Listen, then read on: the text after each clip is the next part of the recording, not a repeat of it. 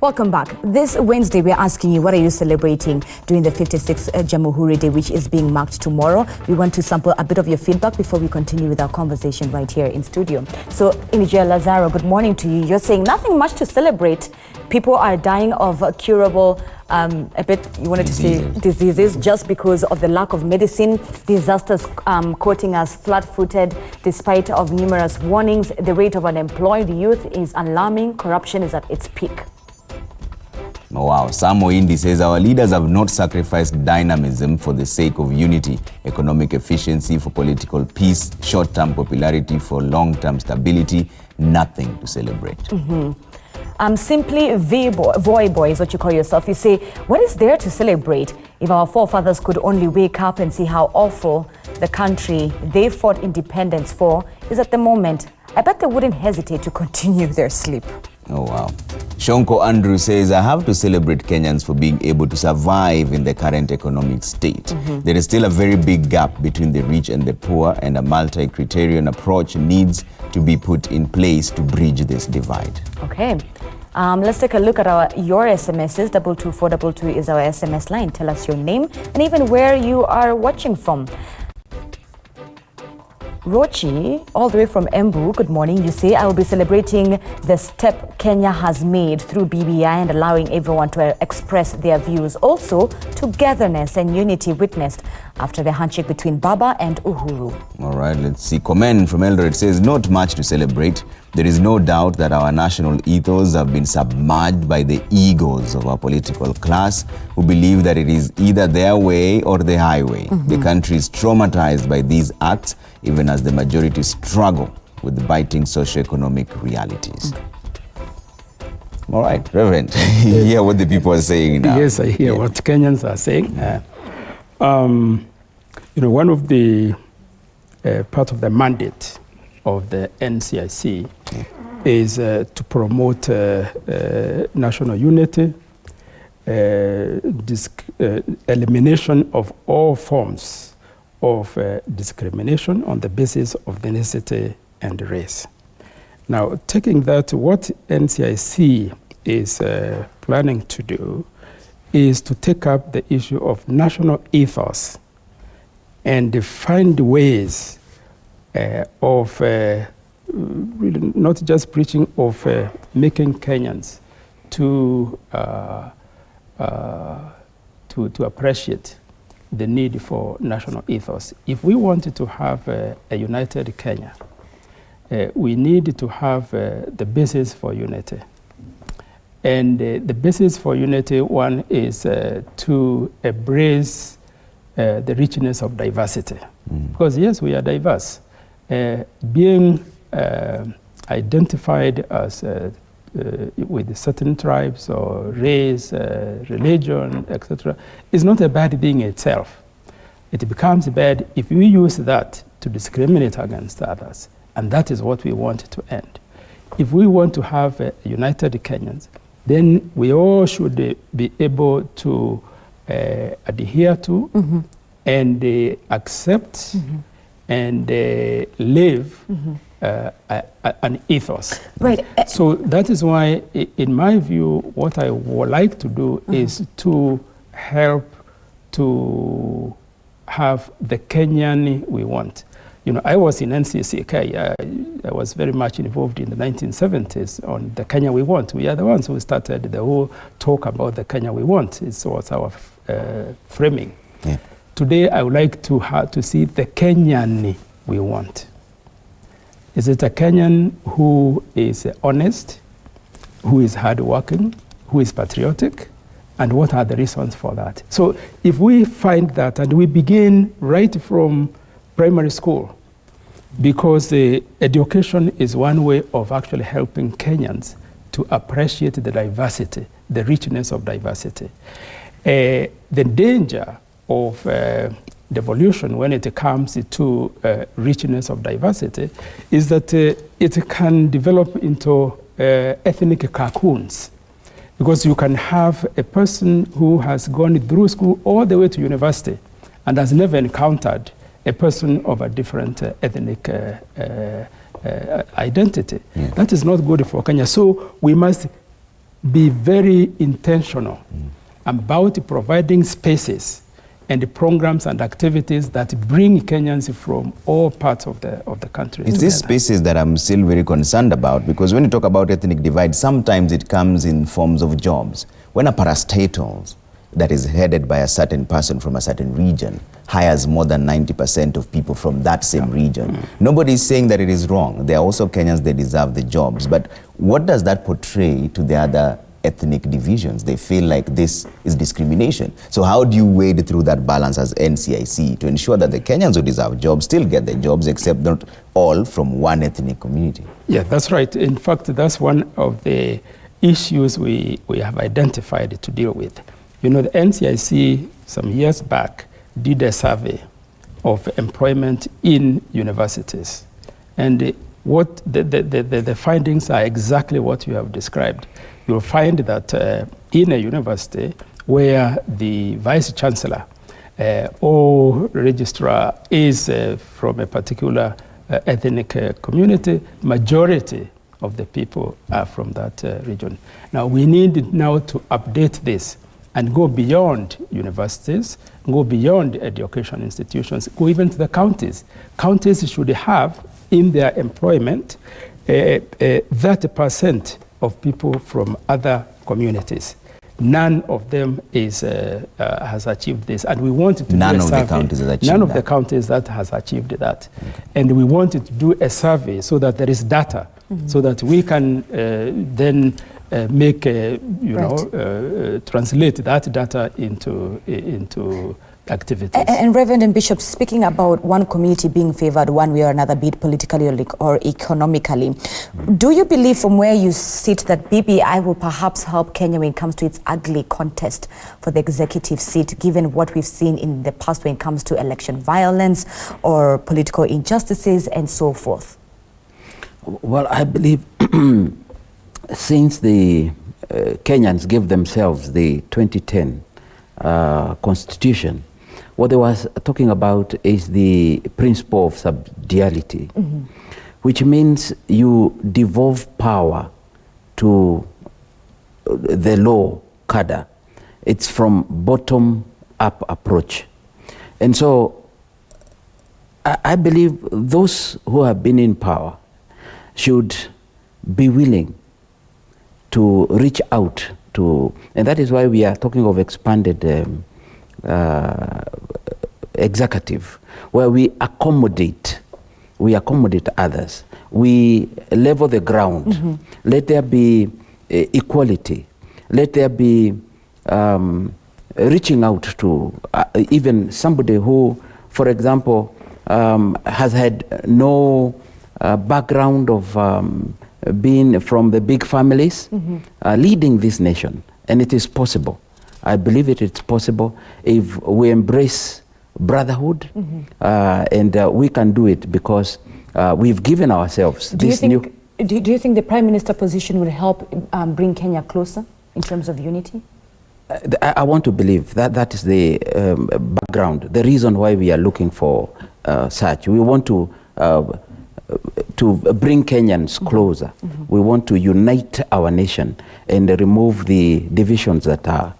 Okay. Yeah. Reverend, let's talk about the issue of unity of purpose. And you said that's one of the main challenges that is facing Kenyans. And we can also link that to the fight against corruption. There's this perception that Kenyans now are united in the fight against corruption. But we still see that when certain leaders are taken to the EACC or taken to court, there are protests. So how then do you balance that? How do you wade through that balance? That's where my main concern is, because we have very good prescriptions on paper, but implementation is something else. For example, now the BBI is suggesting a 5% appreciation token for any whistleblower, which is fair and square, that's fine. But we've seen certain politicians being taken in for questioning over questionable deals by the Auditor General, even himself, and the EACC, and then there are protests. So how do you make sure that Kenyans are united in the fight against corruption, and yet it's that fight against corruption that is also very divisive at the same time? Well, the unity of purpose is a very noble idea. What we needed to ask is, what is the purpose? What's the end And the purpose is to have a prosperous Kenya. The purpose is to have patriotic Kenyans who are mindful of each other's needs. The purpose is to give Kenyans a reason to hope and to live. So that's, you know, that's part of what I see as the purpose for unity. If we have Kenyans who are patriotic, it means that they will avoid exactly what we have said in terms of when we have discrimination, when it comes to jobs, or it comes to even other positions, because that which binds us together, or even bonds us together, is what we need to be striving for. And the best way to do that is to grow even politically. Because really, one of the biggest problems we have in this country is the political class. And as you have mentioned a little earlier, even the political divide is not along ideology. 56 years later, we really don't have political parties in Kenya that are founded on ideology. Right. And this is one of the things that we need to strive for. In fact, the issue of unity of purpose, because it's important for democracy to have political parties, and we should even limit the number of political parties, quite honestly. Make it very, very difficult for politicians to form political parties simply to fight for elections. That should be made extremely difficult in order for us to at least have to evolve, even, as I say, democratically as a nation. But Reverend and Bishop, at the end of the day, on this discussion of corruption, at the heart of all is one's personal ethos, morals and ethics and so forth. But you cannot police one's morals, you cannot police one's ethics. So how do we go around that, Bishop? The January of this year, we had an anti-corruption conference at the Bomas of Kenya. And we brought in together all the stakeholders. In fact, and we are very grateful because the government came in full force. And it was a time of reflection. It was a time to look inside and ask ourselves, do we have this disease? And after that, then what? Me and others were representing the faith sector. And the question was, is there corruption in the faith sector? And the answer was yes. And then what should we do about it? The fight against corruption is a real massive fight, and it must begin with me, that mindset change. I must know that I'm just a steward, and one time I'll give an account. Like we are seeing people now going to court or being taken to court, and they are told to give an account of what has been entrusted to them. And so, excuse me, from the beginning of the year, we in the faith sector, in the private sector, excuse me, we have had that work. And the good news is we are getting there little by little. Okay. We can see, in fact, there is one gentleman who forfeited 113 million shillings back to the state. And how we pray that even before the government come knocking at your door, you will have that reflection. And then walk into EACC, one of these entities that has been entrusted into putting Kenya back to its road. And just say, I've been misappropriating funds, I've been living this way, because actually in the faith sector, we are shepherds. Although we have the prophetic mandate, we walk with the good and the bad. In this I mean, those who are good are the law-abiding citizens. And so we encourage them to continue in working in integrity, transparency, and all that, because it has its gains. Those who are not good, we cannot forsake them. We have to work with them and ask them to change their ways. So how long do we still have to go before we realize our ethos as a country? I want to believe the BBI and the work that the faith sector is doing, because now we have a National Dialogue Conference 2 coming next year. And what we are saying is, we have a roadmap, we have a framework, we have a checklist. And as I said, we'd want to involve others, the other stakeholders. And in the framework, there are issues that we identified with the people, and we want to jointly monitor our progress. Bishop, I'm glad you admit that also there is also corruption in the church, because the other question is, how do we then sift through those who are righteous and those who are not? Because we've seen the churches, in fact, the argument by many people is that the clergy themselves have failed Kenyans. We've seen the churches accepting donations from politicians, some of them with questionable characters, some of them even with ongoing cases. Then how can the church then have the moral standing to say that they're in the forefront in fighting graft? You know, the accusation that the church has been missing in action, or the church has dropped the ball, has always been there. And I want to believe, if the Fungamano House initiative, which saw the nation, you remember we had a problem with the IBC during the time of Isaac Hassan. I'm sorry to mention names. It is the religious leaders who made recommendations and mediated. The issue of the doctor strike, it is also the religious leaders who went about. And in fact, I would say at the background of the handshake, the religious leaders did a lot of work.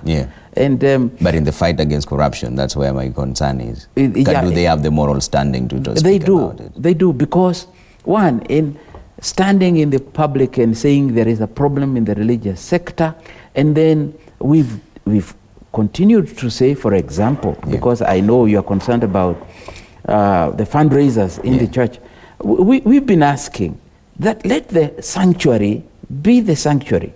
The scriptures has it very clear that what you give with the right hand, the left hand should not know. And we have been saying, stop this fanfare. Coming to church and then whipping emotions and all that. The church and the religious houses should be left to be what they are meant to be. And that is, for example, as a faith leader, I cannot walk into parliament, because that is I'm not a parliamentarian. Right. And so why are the politicians, why have they identified the church and the religious circles? Why can't they do their barazas like they used to do, and call us in county hall and say, we want to fund this and that project? So we feel that in the fight against corruption, we should exercise a lot of caution, because again, I want to repeat, this has been a disease that has been there. So as we fight it, let us not do what we call blame game. Okay. And let me comment on that, because when it comes to fighting corruption, the church really is greatly challenged, because when it comes to moral high ground, it's very difficult for many church leaders to claim moral high ground, because of the way they are handling the resources. For me, it is very wrong and troubling to see a church, not really many priests, but some of these self-acclaimed prophets and all these big names, charging people for prayers. one of the greatest problems we have is the commercialization of the gospel. Yeah. And that is very wrong. And it must be condemned as such. And that's why I think Bishop, because of the Council of Religious Leaders, these are areas that should be addressed. Yeah. Because there is a sense in which some of the leaders are exploiting the goodwill of Kenyans, because you see mistreatment of the congregants by some bishops, and yet they continue to come to that church. Yeah. There is, of course, a need for, is the anger for spirituality, etc., but that exploitation is wrong. So whether it is now being done by a church leader or by a politician, that needs to be clearly addressed, because it's a big problem. It's exploitation of the poor, especially. Yeah. Because if you are told that prayers will increase your income and all that by a prophet, you actually tend to believe it. Yeah. But most of the things that and miracles, performance, and all this is fake, and it must be condemned. All right. Yeah. I would say, I know we are... There's a right of reply for that, yes. But I would want to say that, thank you so very much, Reverend. There are a few, but we cannot just have a blanket blame. Yeah. Because for example, evangelicals, we got into memorandum of understanding with EACC. Yeah. And we've opened the door for even lifestyle auditing. And so I would say, if we can isolate the few that are exploiting the Kenyans, yeah. And we have the penal code, we have the courts, we should not, I'm not advocating for interfering with the set religious freedom, yeah. But if a particular person has been found out to be breaking the law, why don't you go for that? Because actually, yeah. There's been one who was known as to ask for 310 shillings in the television programs, yeah. And that was and is an individual. So I would ask the good law, yeah. to go for the individual, okay. Because I believe the larger church setting in Kenya, yeah, mean good intentions. They have good intentions. Okay, I have to take a quick break here on Daybreak. We'd also sample some of your feedback. We're asking you just a day to Jamhuri Day. What are you celebrating on Jamhuri Day? Hashtag Daybreak at Trevor Mbija, @Zinzi_K, at Citizen TV Kenya. Use 22422 as the SMS line and just text us your name and where you're texting from as well. We'll sample some of your views in just a bit. When we come back, we wind up on this issue of, now we talk about the Kenyans themselves. Should you even vote for a leader who in one way or another has been mentioned in any corruption case? Is that excuse that innocent until proven guilty? Is that even an excuse to vote? What happens to chapter 6 when it comes to integrity as well? Because the sovereignty actually belongs to the people. So you get the leaders you deserve. See you in just a bit.